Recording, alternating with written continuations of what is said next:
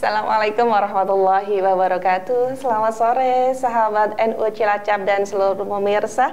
Bagaimana nih agar Ramadan kita tahun ini lebih berkualitas dan menjadi Ramadan versi terbaik kita? Maka tentunya apa sih hukum dan adab puasa? Dan ini akan disampaikan oleh beliau Bapak Kiai Haji Muhammad Taufik Hidayatullah SAG.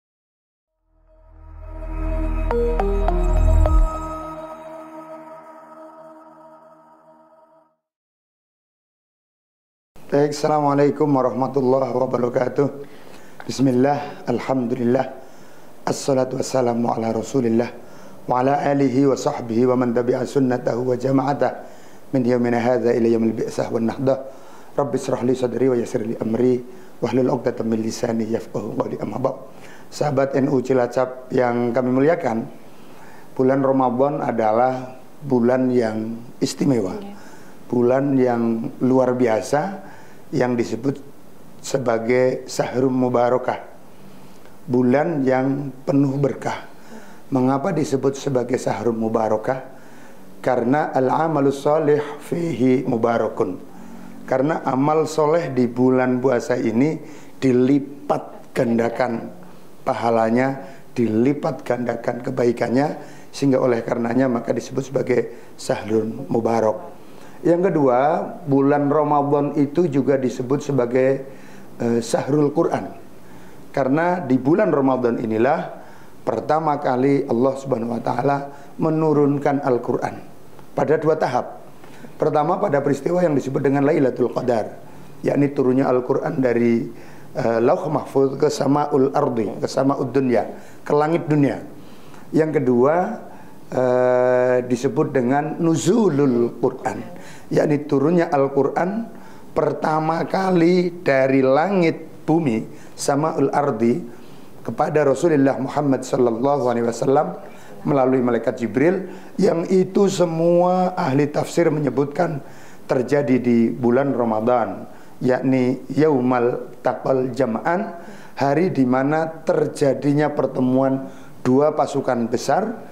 Yang ini mengacu pada terjadinya perang besar, perang pertama yang menentukan antara kebesaran Islam apakah akan terus berlanjut atau berhenti, yakni perang Badar, di mana pada bulan Ramadan tanggal 17. Tentu ini luar biasa, Ramadan ini orang Islam berpuasa. Tanggal 17 itu tanggal di mana daya tahan kita, karena 17 hari berpuasa itu sedang tidak di puncak-puncaknya, dan berada di lokasi di dekat Madinah yang rata-rata suhu panas di sana itu 41 sampai 43 derajat Celcius. Maka Ramadan ini juga berarti membakar. Qad ramida hadzal yaum. Sungguh panas hari ini sangat menyengat. Nah, kalau di sini nggak panas ya. Nah, kalau di Madinah, betapa perperangan antara umat Islam dan kaum musyrik terjadi di bulan Ramadan, sesuatu yang sangat berat. Dan pada tanggal 17 Ramadan itu, sebagian besar ahli tafsir menyebutkan itulah awal pertama Al-Quran turun di Gua Hira, yakni turunnya surat Al-Alaq ayat 1 sampai dengan 5. Iqra bismi rabbikal ladzi khalaq, khalaqal insana min 'alaq, iqra wa rabbukal akramul ladzi 'allama bil qalam, 'allamal insana ma lam ya'lam. Disebut juga dengan Sahrus Syami, bulan untuk menahan diri, karena asyam atau di dalam bahasa kita dikenal dengan puasa. Puasa itu bukan bahasa Arab. Puasa itu mengambil dari kata upawasa. Upa itu mencari, wasa itu keridhaan zat yang maha kuasa. Ini amaliyah yang kalau di konteks Nusantara ini biasa dilakukan oleh orang-orang Jawa asli, orang Nusantara dari agama Jawa asli, agama Kapitayan. Dan ada kesesuaian bagaimana mengendalikan nafsu, bagaimana mengendalikan keinginan-keinginan, hasrat-hasrat dan lain-lain. Tidak, kalau di Jawa itu tidak hanya min tulu'is samsi ila ghurubiha, tidak dari terbitnya matahari sampai tenggelamnya matahari, bahkan berpuasa di agama kepitayan itu ada macam-macam variasinya. Maka kalau ditanyakan, apa sih hukumnya syaum? Apa sih hukumnya puasa? Tentu sudah tegas dan jelas dalam Al-Quran. Puasa itu hukumnya wajib. Disebutkan di dalam Al-Quran surat Al-Baqarah, ya ayyuhalladzina amanu kutiba alaikumusyamu kama kutiba alal ladzina min qablikum la'allakum tattaqun. Wahai orang-orang yang beriman, nidanya, panggilannya, pesannya, perintahnya adalah kepada alladzina amanu, orang-orang yang beriman. Tentu kalau panggilannya itu untuk orang-orang yang beriman, siapa yang tidak mengikuti panggilan ini, maka bisa disebut jangan-jangan ia tidak beriman, atau jangan-jangan imannya lemah. Kutiba itu asal katanya kataba, artinya tertulis. Tertulis itu menjadi perintah, diwajibkan, telah jatuh perintah untuk melaksanakan. Bagi siapa? Alaikum, bagi kalian semua orang-orang yang beriman. Perintah untuk apa? Asyam. Asyam itu apa? Menahan diri. Al-imsaku anil akli was-surbi wal jima'i min tulu'is samsi ila ghurubiha. Menahan diri dari makan, menahan diri dari minum, menahan diri dari bersetubuh dari sejak munculnya matahari fajar sampai dengan tenggelamnya matahari maghrib. Kama kutiba alal ladzina min qablikum, sebagaimana telah diwajibkan kepada umat-umat terdahulu. Frase ini menegaskan bahwa puasa itu tidak hanya kewajiban bagi orang Islam, bagi umat Rasulullah Muhammad sallallahu alaihi wasallam. Kewajiban itu sudah ada dari umat-umat terdahulu, dari nabi-nabi terdahulu. Maka dengan demikian, puasa ini adalah keberlangsungan, keberlanjutan daripada ajaran agama, yang dalam hal ini tentu agama tauhid. Seluruh agama yang itu bersumber dari tauhid, mengesahkan Allah, maka ia diwajibkan puasa. Teknisnya aja yang berbeda. Ada yang teknisnya mengambil puasa kalau misalnya di Al-Quran itu ada kisah salah satu nabi itu berpuasa dengan cara Allah yatakallaman nas, untuk tidak berbicara dengan manusia. Nah, itu kalau di Jawa istilahnya puasa bisu. Iya, bisu. Nggak boleh ngomong apa-apa. Ada yang sama sekali tidak boleh menyentuh perempuan. Kalau di agama Hindu misalnya, mereka punya pemimpin agama, ada namanya bhikkhu, ada yang namanya biksu samanera. Samanera itu pembantu biksu, katakanlah. Biksu itu memiliki pantangan sepanjang hayat. Tidak boleh pakai pakaian yang dijahit. Itu pantangan. Pantangan berarti puasa. Imsak. Tidak boleh makan yang bernyawa, daging, telur, susu, nggak boleh. Tidak boleh meminta-minta kepada sesama manusia. Pantangan sepanjang tahun. Tidak boleh tidur nyaman di kasur. Tidak boleh makan enak, kekenyangan. Wah, banyak sekali pantangan mereka. Tidak boleh menyentuh perempuan.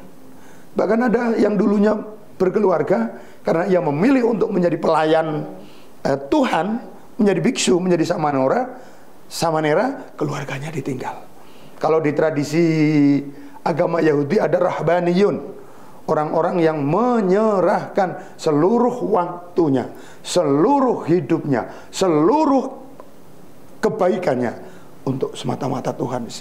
Kalau di agama Kristiani, di agama Katolik itu ada istilah pastor. Mereka juga meninggalkan istri, anak, keluarga. Keduniawian ditinggal semuanya. Semuanya murni untuk Tuhan mereka, Tuhan versi mereka. Tentu kalau bicara agama Syafi'i, Tuhan itu ya Allah. Nah, umat Islam itu enak puasanya. Dia hanya mulai dari subuh sampai dengan maghrib. Yang kedua, dia tetap boleh bicara. Yang penting bicaranya ditahan, yang baik-baik saja. Falyaqul khairon aw liyasmut. Bicara yang baiklah. Kalau nggak bisa, diam. Boleh berjima, bersetubuh dengan istrinya. Tapi kalau malam hari, kalau siang nggak boleh, hanya siang saja. Boleh makan, boleh minum, tapi malam hari.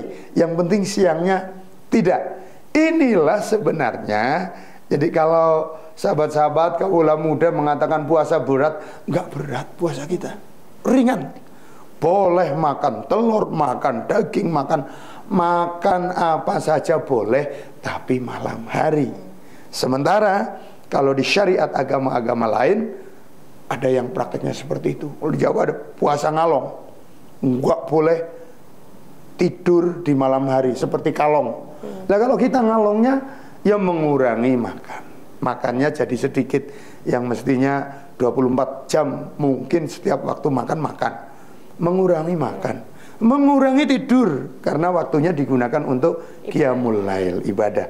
Mengqama ramadhana imanan wahtisaban ghufira lahu ma taqaddama min dzambi. Siapa saja yang ia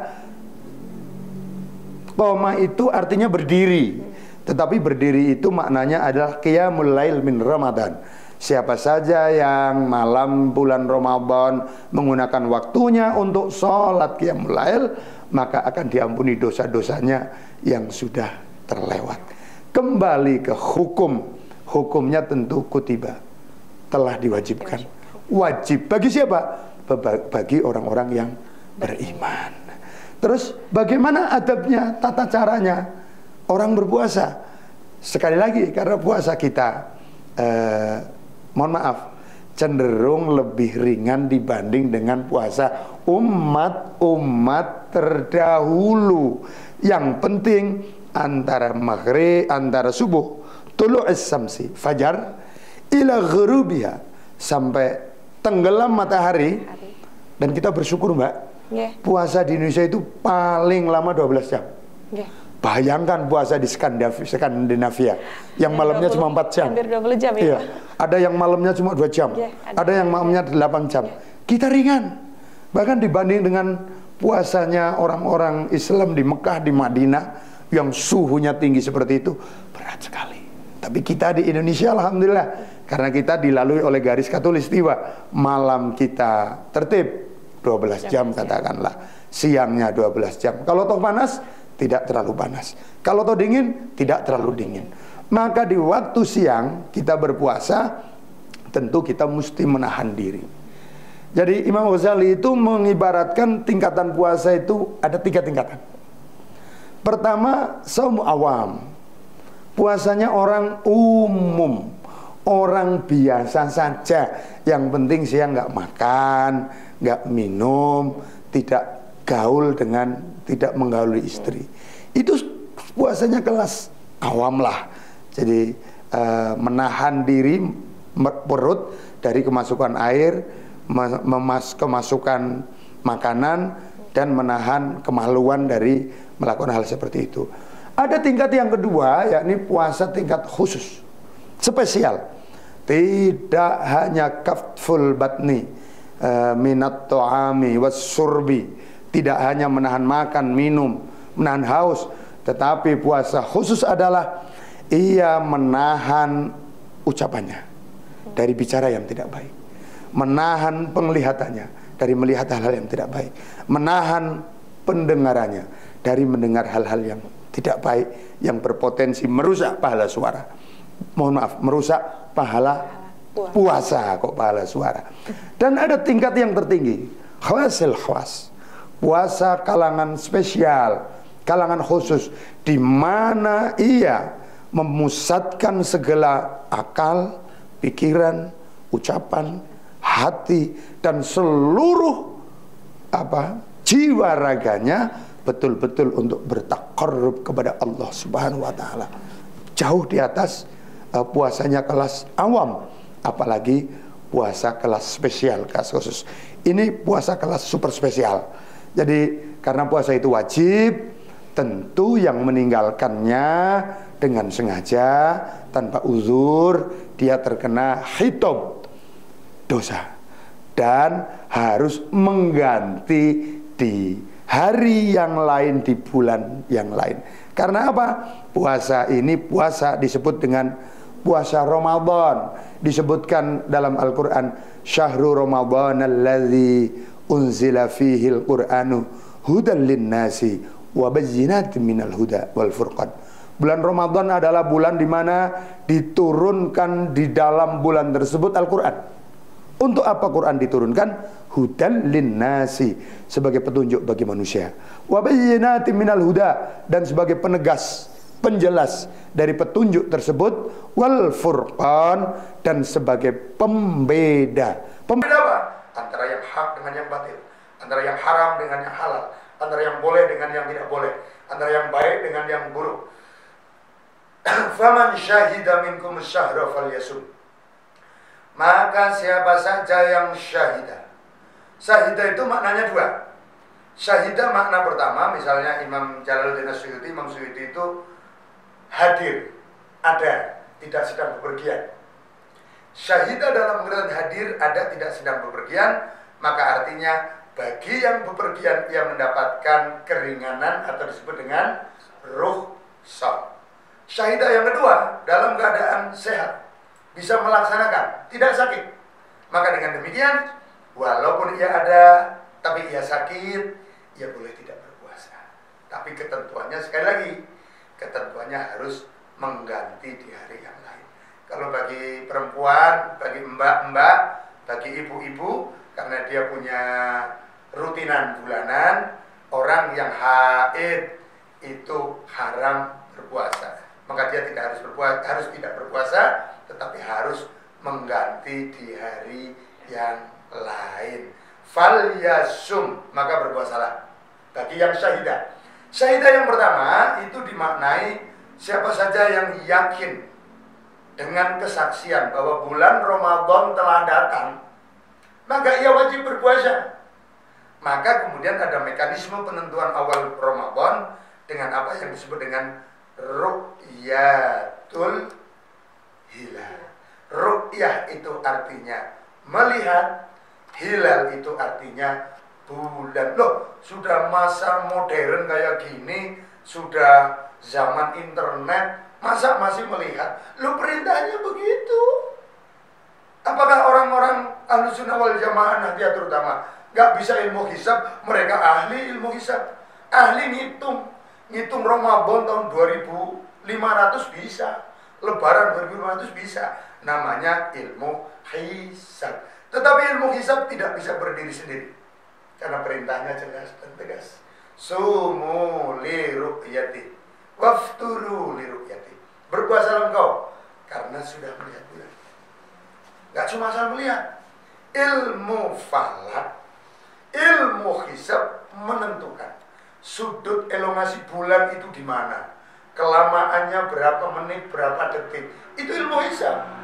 Maka kalau salah lihat, jangan-jangan yang dilihat bukan hilal, tetapi yang dilihat itu az-zahra, bintang kejora.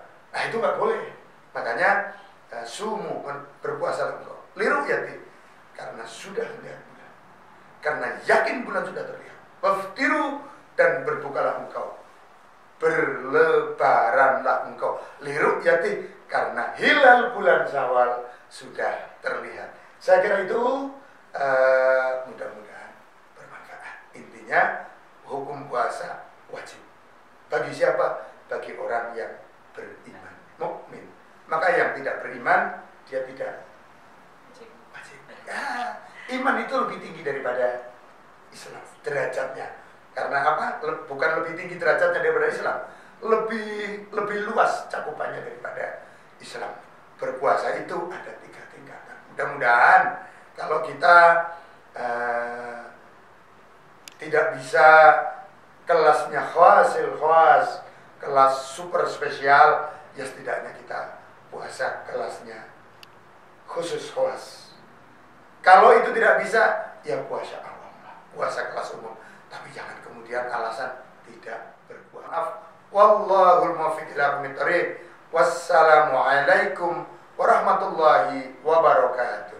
Waalaikumsalam warahmatullahi wabarakatuh. Bapak Kiai Haji Muhammad Taufik Hidayatullah. Allah SAG. Sahabat dan seluruh pemirsa, bagaimana sudah lebih mantap hati kita untuk mewujudkan Ramadan tahun ini menjadi Ramadan versi terbaik kita. Allah kita, Tuhan semesta alam begitu maha baik. Yuk niatkan agar tahun ini menjadi Ramadan terbaik versi kita, maka selanjutnya Dia akan menuntun kita untuk melakukan itu. Terima kasih, salam vibes positif, dan sampai bertemu lagi di episode selanjutnya.